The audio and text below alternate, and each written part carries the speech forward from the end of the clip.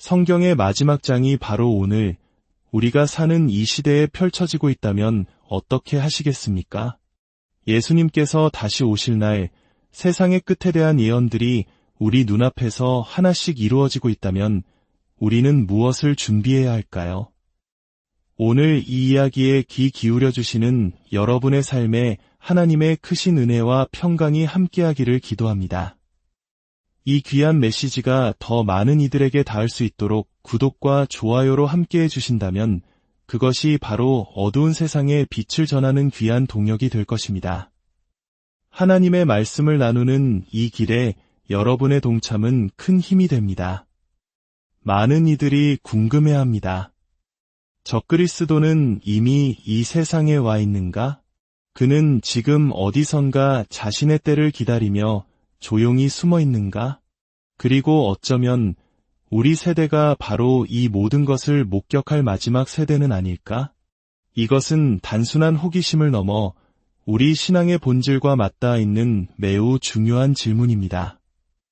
오늘 우리는 성경의 예언 속으로 깊이 들어가 이 질문들에 대한 답을 함께 찾아보고자 합니다.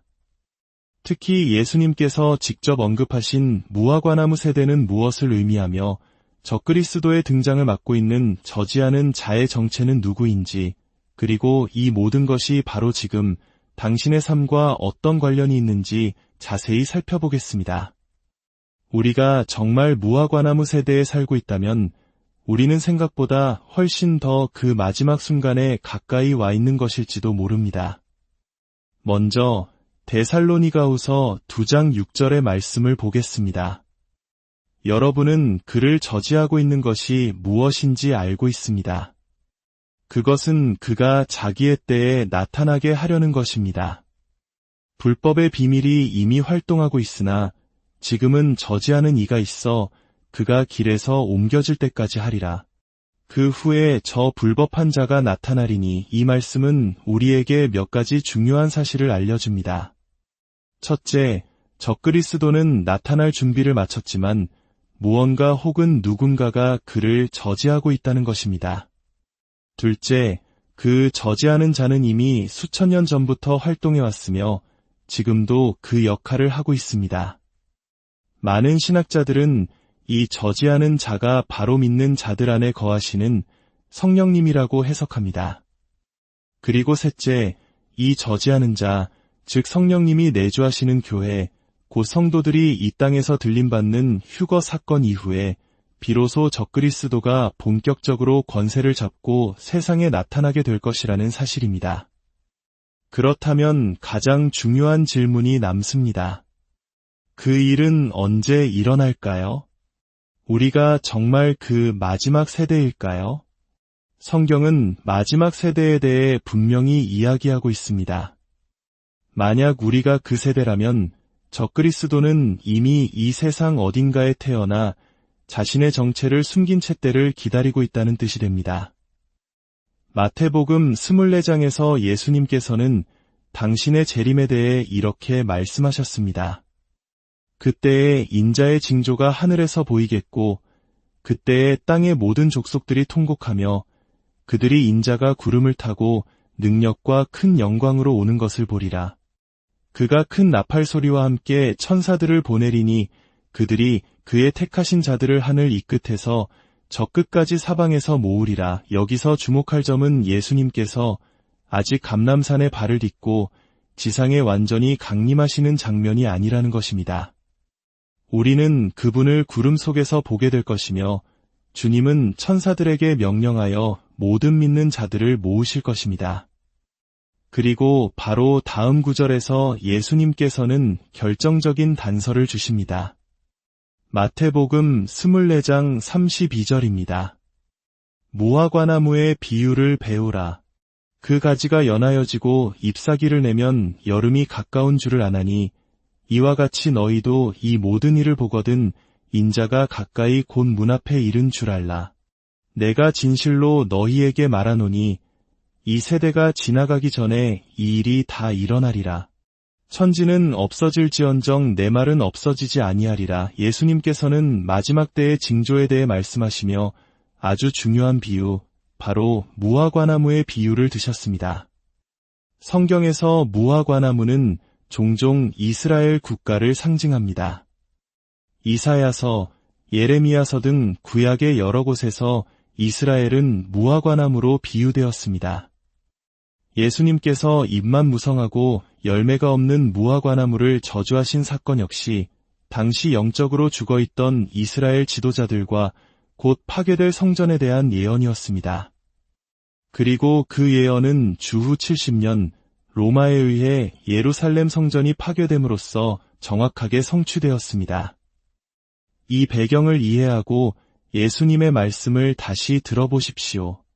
무화과나무가 연해지고 잎사귀를 낸다는 것은 무엇을 의미할까요? 바로 죽은 것처럼 보였던 이스라엘이라는 나라가 다시 회복되는 것을 의미합니다. 우리 한민족이 일제강점기의 억압 속에서도 언어와 문화를 지키며 독립을 염원했던 것처럼 이스라엘 민족은 거의 2000년 가까이 나라 없이 전 세계를 떠돌면서도 그들의 정체성과 신앙을 잃지 않았습니다. 그리고 1948년 성경의 예언대로 그들은 기적적으로 나라를 되찾았습니다. 이것은 단순한 역사적 사건이 아니라 마지막 때를 알리는 거대한 예언의 성취였습니다. 바로 이 1948년 이스라엘의 건국이 예수님께서 말씀하신 무화과나무 세대의 시작을 알리는 신호탄이라고 많은 이들이 믿고 있습니다. 이 사건이 일어났을 때 전 세계의 신실한 기독교인들은 성경의 예언이 눈앞에서 이루어지는 것을 보며 놀라움을 금치 못했습니다. 예수님께서는 분명히 말씀하셨습니다. 이 세대가 지나가기 전에 이 일이 다 일어나리라. 그렇다면 성경에서 말하는 한 세대는 얼마나 긴 시간일까요? 시편 90편 10절은 우리의 연수가 70이요 강건하면 80이라도 라고 말합니다. 만약 한 세대가 70년 또는 80년이라면 1948년을 기준으로 계산했을 때 그 끝은 2018년에서 2028년 사이가 됩니다. 이 해석이 맞다면 우리는 정말 마지막 세대의 끝자락에 살고 있으며 앞으로 중대한 변화들이 펼쳐질 것을 예상할 수 있습니다. 또 다른 해석도 있습니다. 창세기 6장 3절에서 하나님께서는 타락한 천사들과 네피림으로 인해 세상이 극도로 타락했을 때 그들의 날은 120년이 되리라고 말씀하셨습니다. 이를 한 세대의 길이로 본다면 1948년으로부터 120년 후인 2068년이 됩니다. 또한 민수기에서는 한 세대를 40년으로 보기도 합니다. 이처럼 다양한 해석이 존재하기에 우리는 특정 날짜를 계산하며 종말론에 집착하는 오류를 범해서는 안 됩니다. 중요한 것은 숫자가 아니라 예수님께서 주신 분명한 징조, 즉 무화과나무의 잎사귀가 돋아났다는 사실 그 자체입니다. 그리고 그 징조를 본 세대가 지나가기 전에 모든 일이 일어날 것이라는 약속입니다. 이 말씀이 사실이라면 지금 이 영상을 보고 계신 많은 분들이 주님께서 우리를 데리러 다시 오실 때 이 땅에 살아있을 것입니다. 성경은 그 순간을 하르파조, 즉 채어 올라감이라고 표현하며 눈 깜짝할 사이에 일어날 것이라고 말합니다. 하지만 예수님께서는 동시에 이렇게 경고하셨습니다. 마태복음 24장 36절 그러나 그날과 그때는 아무도 모르나니 하늘의 천사들도 아들도 모르고 오직 아버지만 아시느니라. 우리는 시대의 징조를 분별하며 깨어 있어야 하지만 그 정확한 날짜를 알려고 한 것은 하나님의 주권에 도전하는 교만일 수 있습니다. 마치 출산을 앞둔 산모가 진통의 간격이 짧아지는 것을 느끼며 때가 가까웠음을 알지만 정확히 몇 시 몇 분에 아기가 태어날지는 알 수 없는 것과 같습니다. 우리는 마지막 때의 산통을 느끼고 있습니다. 그러나 우리의 초점은 날짜 계산이 아니라 남은 시간 동안 어떻게 하나님의 뜻을 이루며 살 것인가에 맞추어져야 합니다. 복음을 전하고 서로 사랑하며 거룩한 삶을 살아내는 것, 그것이 마지막 때를 살아가는 성도의 올바른 자세입니다. 이제 적그리스도의 정체에 대해 더 깊이 들어가 보겠습니다. 다니엘서는 마지막 때에 등장할 세상의 제국들과 적그리스도의 출현에 대해 놀랍도록 상세한 예언을 담고 있습니다. 다니엘 2장에서 느부갓네살 왕은 큰 신상의 꿈을 꿉니다. 그 신상은 금으로 된 머리, 은으로 된 가슴과 팔, 노스로 된 배와 넓적다리, 쇠로 된 다리, 그리고 쇠와 진흙이 섞인 발로 이루어져 있었습니다. 다니엘은 이 신상이 앞으로 일어날 세상의 제국들을 상징한다고 해석합니다. 금 머리는 바빌론, 은 가슴은 페르시아, 너빼는 그리스, 쇠다리는 로마 제국을 의미합니다. 그리고 마지막 시대는 쇠와 진흙이 섞인 발가락으로 상징되는 로마 제국에서 파생된 10개의 나라, 혹은 권력의 연합체로 나타날 것입니다. 바로 이 마지막 제국에서 적그리스도가 등장하게 됩니다. 다니엘 7장은 예언을 다른 환상으로 보여줍니다. 4마리의 짐승이 등장하는데 마지막 4번째 짐승은 무섭고 놀라우며 매우 강하고 새로 된 큰 이빨을 가졌으며 10개의 뿔이 있습니다. 다니엘이 그 뿔들을 유심히 보는 중에 그 사이에서 작은 뿔 하나가 돋아납니다. 이 작은 뿔이 바로 적그리스도입니다. 이 작은 뿔은 이전에 있던 뿔 중 셋을 뿌리째 뽑아버리고 사람의 눈 같은 눈과 큰 말을 하는 입을 가졌습니다. 이 예언은 우리에게 적그리스도가 현대 유럽, 즉 부활한 로마 제국의 영향력 아래 있는 지역에서 나타날 것임을 암시합니다. 그는 10명의 왕 또는 10개의 국가연합의 지지를 받으며 권력을 잡게 될 것입니다. 그리고 그는 하나님을 대적하여 참남된 말을 하고 지극히 높으신 이의 성도들을 괴롭게 할 것이라고 성경은 예언합니다. 데살로니가후서 2장 4절은 그의 궁극적인 목표를 이렇게 설명합니다. 그는 대적하는 자라신이라고 불리는 모든 것과 숭배함을 받는 것에 대항하여 그 위에 자기를 높이고 하나님의 성전에 앉아 자기를 하나님이라고 내세우느니라. 그렇다면 이 적그리스도는 어떤 혈통에서 나오는 것일까요? 성경의 첫 예언인 창세기 3장 15절에서 그 실마리를 찾을 수 있습니다. 하나님께서 뱀에게 말씀하십니다.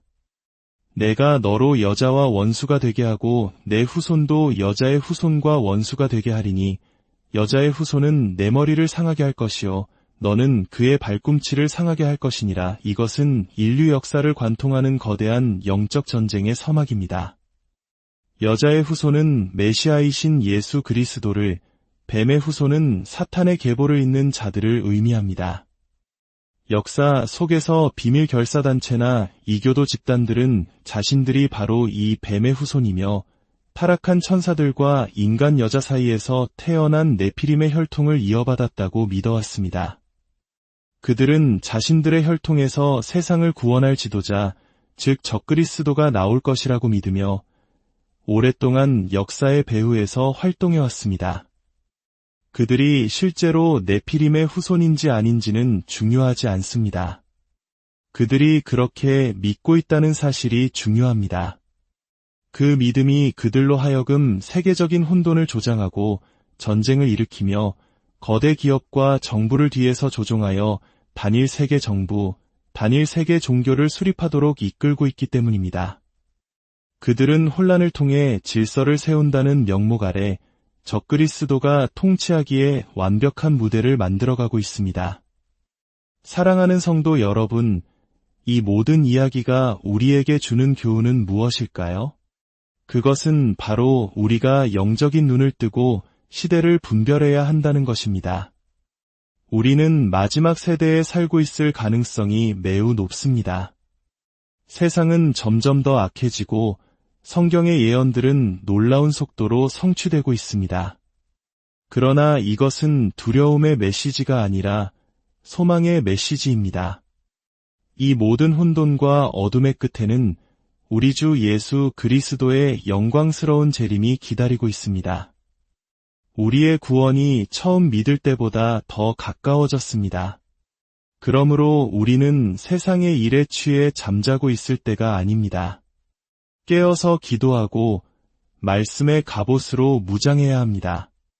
무엇보다 가장 중요한 것은 복음을 전하는 것입니다. 매일 수많은 영혼이 주님을 알지 못한 채 이 세상을 떠나고 있습니다. 우리의 사명은 그 마지막 한 사람에게까지 예수 그리스도의 사랑과 구원의 복음을 전하는 것입니다. 기억하십시오. 하나님은 당신을 사랑하십니다. 그리고 저 또한 여러분을 사랑하고 축복합니다. 주님의 평안이 여러분과 항상 함께 하시기를